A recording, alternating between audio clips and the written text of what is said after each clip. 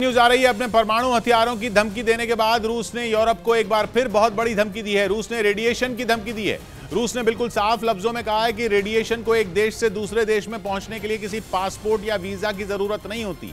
असल में रूस के इस बयान के पीछे यूक्रेन के ज़ापोरिज़िया परमाणु पावर प्लांट का मामला है। ये प्लांट है तो यूक्रेन का, लेकिन उस पर मार्च से ही रूस का कब्जा है और तभी से ही प्लांट के लिए रूस और यूक्रेन के बीच भयानक लड़ाई छिड़ी हुई है। वहां आए दिन जबरदस्त गोलाबारी हो रही है, लेकिन उस लड़ाई ने ज़ापोरिज़िया परमाणु पावर प्लांट को ऐसे खतरे में डाल दिया है कि अब वहां कुछ भी हो सकता है।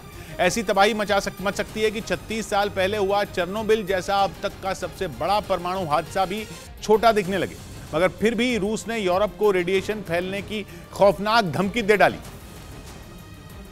वो भी तब जब यूएन की न्यूक्लियर एजेंसी IAEA यानी international atomic energy agency Zaporizhzhia परमाणु पावर प्लांट को पहुंचे नुकसान का जायजा लेने पहुंची हुई है। लेकिन फिर भी रूस के स्टॉक मार्केट में सरस्वती को ले जाने वाले लक्ष्मी को ले आते हैं, लक्ष्मी को ले जाने वाले सरस्वती ले आते हैं।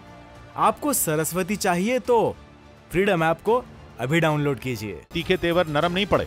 रूस के विदेश मंत्रालय की प्रवक्ता ने बयान जारी कर साफ साफ कहा कि रेडिएशन के पास कोई पासपोर्ट नहीं होता, उसे बॉर्डर क्रॉस करने के लिए वीजा की जरूरत नहीं होती। अगर ज़ापोरिज़िया में कुछ हुआ तो वो वीजा, पासपोर्ट या बॉर्डर के बारे में नहीं होगा। यूरोप की सरकारें कई आत्मघाती फैसले ले चुकी हैं, शायद ये उनका वैसा ही अगला फैसला है। असल में रूस का विदेश मंत्रालय यूरोपियन यूनियन के वीजा को लेकर एक नए फैसले की बात कर रहा था, जिसके तहत यूरोपियन यूनियन इस बात पर राजी हो चुका है कि वो रूस के साथ अपनी वीजा ट्रैवल डील सस्पेंड कर देगा, ताकि रूस के लोग छुट्टियां मनाने के लिए यूरोप पहुंच ही ना पाए। यानी रूसी पर्यटकों के लिए यूरोप के दरवाजे बंद हो जाएंगे। इसी बात पर रूस भड़क गया। उसने ईंट का जवाब पत्थर से दिया और यूरोप को रेडिएशन की धमकी दे डाली। ये धमकी इसलिए भी और खतरनाक हो जाती है क्योंकि यूक्रेन में मौजूद ज़ापोरिज़िया परमाणु पावर प्लांट पूरे यूरोप का सबसे बड़ा परमाणु प्लांट है। 6 महीने से उस पर रूस की सेना कब्जा जमाए बैठी है और तभी से वहां आसपास काफी गोलाबारी हो रही है।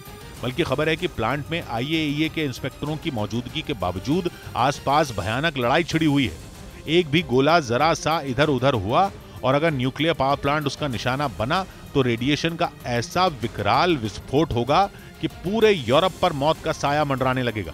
ऐसे में हादसे की आशंका को देखते हुए यूरोपियन यूनियन ने बाजुएं चढ़ा ली और यूक्रेन को एंटी रेडिएशन गोलियां भेजनी शुरू कर दी, ताकि अगर ज़ापोरिज़िया परमाणु पावर प्लांट में कोई हादसा हो भी जाए तो भी लोगों पर उसका असर न हो।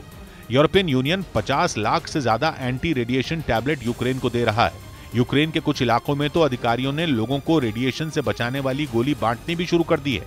फिलहाल परमाणु प्लांट के 50 किलोमीटर के दायरे में रहने वाले लोगों को ही टैबलेट दी जा रही है, लेकिन इसके साथ ही लोगों से बिल्कुल साफ साफ कहा गया है कि वो गोली तभी खाएं जब रेडिएशन लीक की खबर पुख्ता हो। हालांकि अब तक हुई गोलाबारी में ज़ापोरिज़िया प्लांट को कुछ नुकसान तो पहुंचा है, लेकिन उससे रेडिएशन का लेवल बढ़ने की खबर नहीं है। मगर डर यह है कि अगर परमाणु प्लांट को और नुकसान हुआ तो जबरदस्त रेडिएशन लीक हो सकता है, जो कि काफी बड़े इलाके के ऊपर फैल सकता है। इसलिए एंटी रेडिएशन यानी पोटेशियम आयोडाइड टैबलेट लोगों को दी जा रही है, क्योंकि पोटेशियम आयोडाइड एक ऐसा आयोडीन होता है जो ऐसा आयोडाइड होता है जो खतरनाक रेडियो एक्टिव आयोडीन को ब्लॉक कर देता है। परमाणु प्लांट में हादसे के दौरान रेडियो एक्टिव आयोडीन ही फैलता है। इस दौरान सांस लेने पर वो शरीर में घुस जाता है और गले में मौजूद थायराइड ग्लैंड में दिक्कत होनी शुरू हो जाती है। अगर थायराइड ज्यादा मात्रा में रेडियो एक्टिव आयोडीन सोख ले तो थायराइड कैंसर हो सकता है। लेकिन अगर सही समय पर और सही मात्रा में पोटेशियम आयोडाइड लिया जाए तो थायराइड उसे सोख लेता है और रेडियो एक्टिव आयोडीन अपनी जगह नहीं बना पाता। हालांकि पोटेशियम आयोडाइड सिर्फ थायराइड को ही रेडिएशन से बचाता है, शरीर के दूसरे अंगों को नहीं।